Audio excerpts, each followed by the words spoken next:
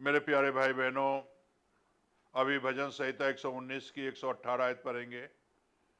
जितने तेरी विधियों से भटक जाते हैं उन सबको तू तुच्छ जानता है, क्योंकि उनकी चतुराई झूठ है।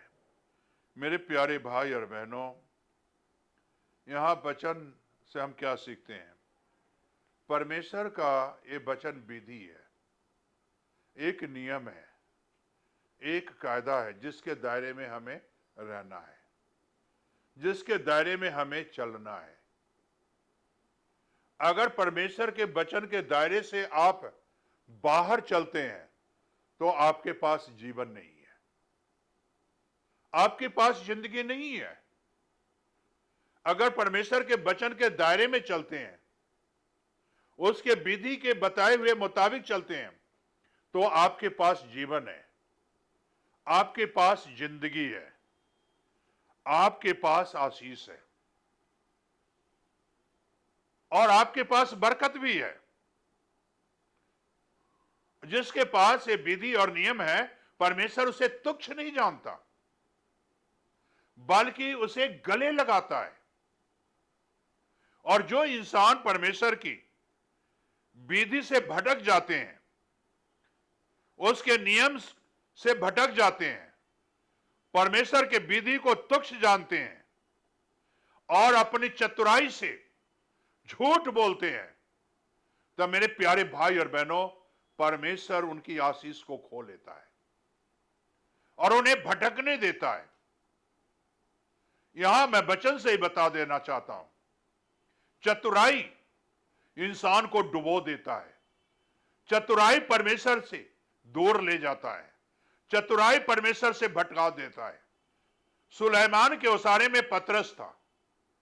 लोगों ने धन दौलत बेचकर पतरस के सामने रख देते थे और वो पैसे विधवाओं की सेवा में जो है लग जाता था। मेरे प्यारे भाई बहनों, हनन्याह और सफीरा भी आया। वहां हनन्याह और सफीरा ने पतरस के आगे संकल्प किया से मैं भी जाता हूं, जमीन बेचूंगा और वो पैसे सब तुझे दे दूंगा ताकि विधवाओं की सेवा हो। घर जाते शैतान ने बड़ी चतुराई से उसके अंदर एंट्री मारा, बड़ी चतुराई से एंट्री मारा। अरे आज पतरस है, तुम जमीन बेचोगे, पैसे दे दोगे, आज पतरस है, तुम्हें खाना मिलेगा, कपड़ा मिलेगा, लेकिन जब ये पैसे नहीं होंगे तो तुम कहां से खाना खाओगे? इसलिए जितने में जमीन बेचता है थोड़ा सा तुम रख लो ताकि बुरे वक्त में तुम्हें काम आएगा। जैसा कि आज हजारों लोग ऐसा करते हैं, चतुराई से धन दौलत जोड़ते हैं से बुरे वक्त में काम आएगा। वैसे ही हनन्याह सफीरा ने चतुराई से परमेश्वर के वचन को टाल दिया, परमेश्वर के वचन को नहीं माना, उसके विधि को तुच्छ जाना। और जब बेचकर हनन्याह आता है, पतरस के पास पैसा रखता है, उसने कहता है क्या तू इतने में जमीन बेचा है? उसने कहा हां इतने में ही।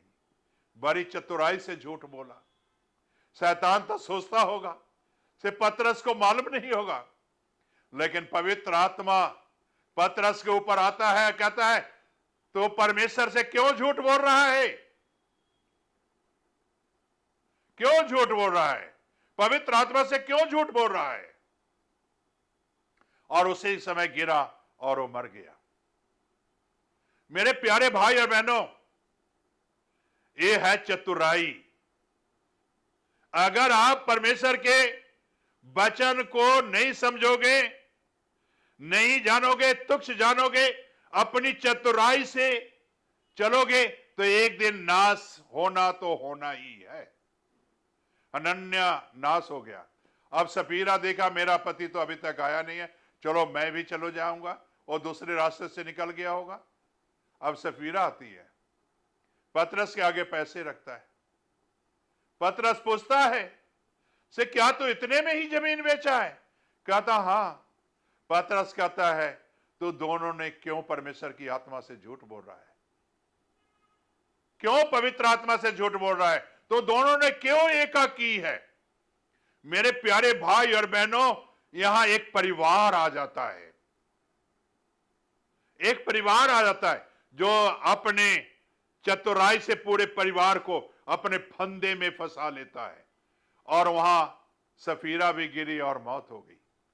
मेरे प्यारे भाई और बहनों, चतुराई का कार्य विनाश है, और मेरे प्यारे भाई बहनों, बुरी चाल चलने वाले का विनाश है। उनका अगुवाई करने वाला शैतान है। लेकिन इन बातों को अगर छोड़ोगे, अगर परमेश्वर को जीवन दोगे, बुरी बातों से फिर जाओगे, तो आपका रहनुमाई करने वाला यीशु होगा और बुरी बातों से बचाता रहेगा। आप किस मार्ग पर चलना चाहते हो?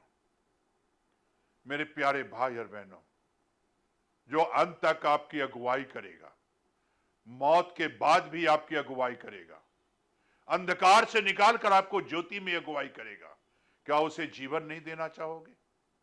क्या चतुराई से आप अंधकार में ही रहना चाहोगे?